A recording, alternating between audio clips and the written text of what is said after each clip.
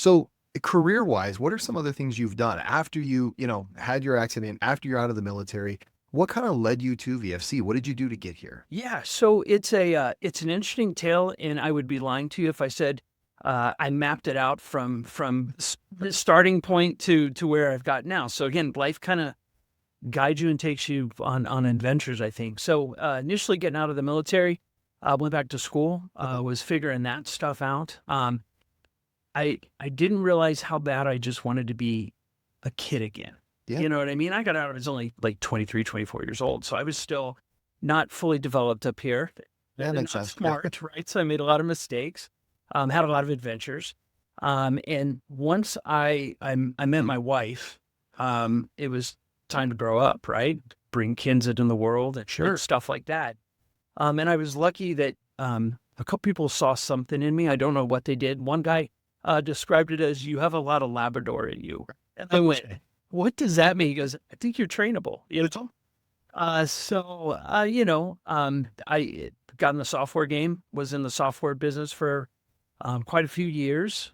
Started off as a trainer and ended up being a consultant and the director of sales and ops in that business. Went out on my own as a consultant for a while, and then had the opportunity to get back into defense contracting. Okay. So I was in defense contracting and ran my own tech firm for about 18 years. And what's crazy is I kind of view it as an extension or a continuation of my service, right? Okay. Because I was thinking I was serving, a kid in a foxhole somewhere because I used to be one of those. Right. Okay. And then, sometimes the game with these giant corporations and stuff like that isn't as clear cut as that. So the opportunity came about 6 years ago to get back into the people business. Okay. And as I kind of look back through those careers and stuff, I was happiest and I feel like at my best when I could pour into people one-on-one or in smaller groups, right?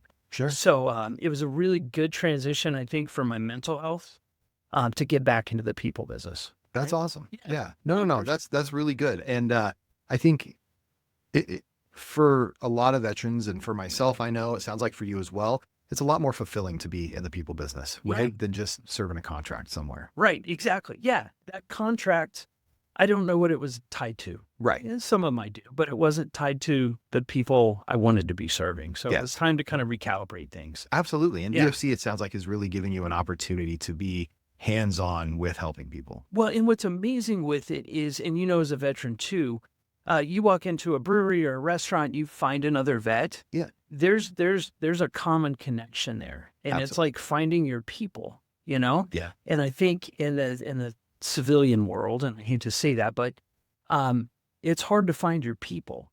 You know, Agreed. Yeah. and so being able to find and identify, hey, these are my people, and these are the people I want to serve, Yeah. regardless of what that looks like, is kind of liberating, right? It gives you clarity and an intention and things, but really a purpose, Yeah. right? Absolutely. And some of these guys got it better than me. A lot of these guys got it far, far worse.